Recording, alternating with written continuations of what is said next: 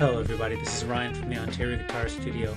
Today I wanted to talk to you about something called the 4 C's. So the 4 C's is something I didn't hear about until I came to Japan, actually. It doesn't seem to be something too popular outside of Japan, at least from the research I've done. Correct me if I'm wrong, at least in Canada it's something that I wasn't familiar with. However, I did know about the contents of the 4 C's. This is a collection of tunes for anyone that's trying to move from, say, the high beginner level when it comes to improvisation or even like jam sessions.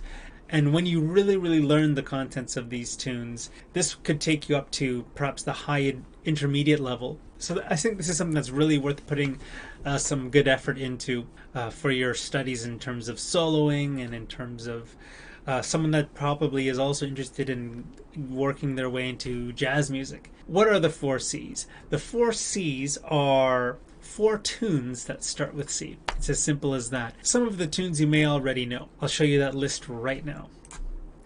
So these are what are called the 4 C's here. We have Cissy Strut by the Meters. We have the Chameleon by Herbie Hancock. Cantaloupe Island also by Herbie Hancock. And the Chicken by Pee Wee Ellis. Also made more popular by Jaco Pastorius, of course. These tunes, when it comes to Japanese jam sessions, these are considered the 4 go-to tunes in most jam sessions. I'll leave a link for all of the tunes below so you could give them a listen. But in my opinion, anyone who really wants to take their soloing and improv ability to the next level, I think really looking into these tunes and mastering these tunes will be extremely valuable for you. So how should you go about learning these tunes? Number 1, learn and memorize the melody and chords. Now, a lot of people like to skip the melody and the chords and go straight to learning how to solo, but in my opinion, if you don't learn the chords, you can't really learn how to improvise over something. I think even taking that to the next step and saying, if you don't learn the melody, you're missing out on a very valuable part of the song to learn what kind of melodies can be played over this tune. The melody is essentially the identity of the song, and if you skip over the melody, you're skipping a very important part to the song if you're doing that. So learn,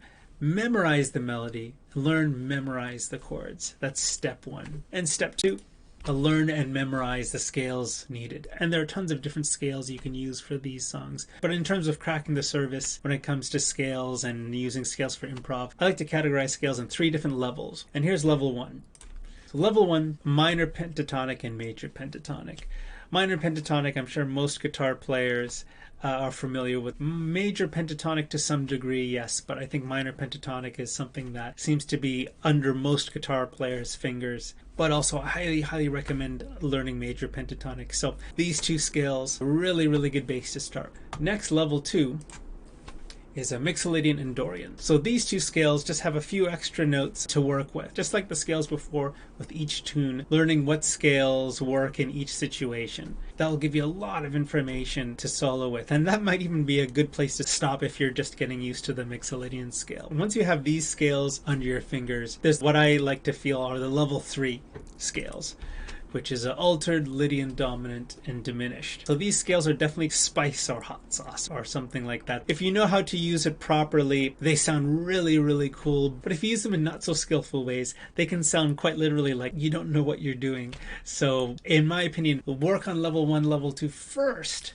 and then taking a crack at these 3 other scales. And just like the scales before, going through each tune, learning how to use which one of these scales and when in each tune. And with those 3 sets of scales, that gives you a lot of information to work with. In the future, I am planning to make some material using the 4 C's and also teaching how to use these scales in different ways. If this is something that is interesting, of course, leave a comment and let me know. And if I get enough interest, of course, I'll work on these videos a little sooner than later. So do let me know if you're interested in something like that. Now, just before you go, I do have tabs now available up on PScore and mymusicsheet.com. So if you'd like to continue supporting me, please feel free to pick up some of those tabs and I'll keep working on them. But until next time, I hope you enjoyed this video. Thanks for watching.